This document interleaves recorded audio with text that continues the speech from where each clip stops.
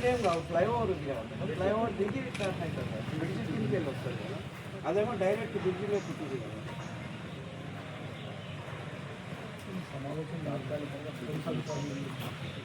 సమయంలో విద్యార్థులు ఒక ఆటోలో వెళ్తుండగా రోడ్డు ప్రమాదం జరిగింది.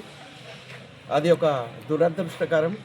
ఎందుకంటే చిన్న చిన్న విద్యార్థులు ఆ ఆటోల్లో ఉండడం జరిగింది. టీచర్లు కూడా ఉన్నారు. చాలామంది కూడా గాయాలైనాయి. వారందరూ కూడా మరి హాస్పిటల్కు తరలించడం జరిగింది.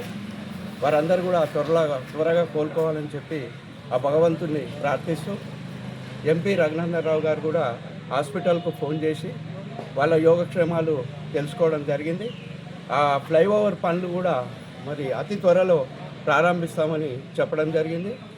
ఇప్పుడు మేము ఈరోజు ఎంఆర్ఓ గారికి కానీ నేషనల్ హైవే అథారిటీ అధికారులకు కానీ ఇక్కడ స్థానిక సిఐ గారికి కానీ ఒకటే విజ్ఞప్తి చేయడం ఏంటిదనంటే ఆ రోడ్డు త్వరగా క్లోజ్ చేయండి.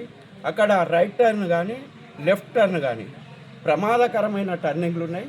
దానివల్ల ఏ క్షణము ఏమవుతుందో తెలియలేని సందర్భం ఉంది. కాబట్టి ఎంబడే ఆ రోడ్డు మూపియాలని చెప్పి ఎంఆర్ఓ గారికి ఒక వినతి పత్రం ఇవ్వడం జరిగింది.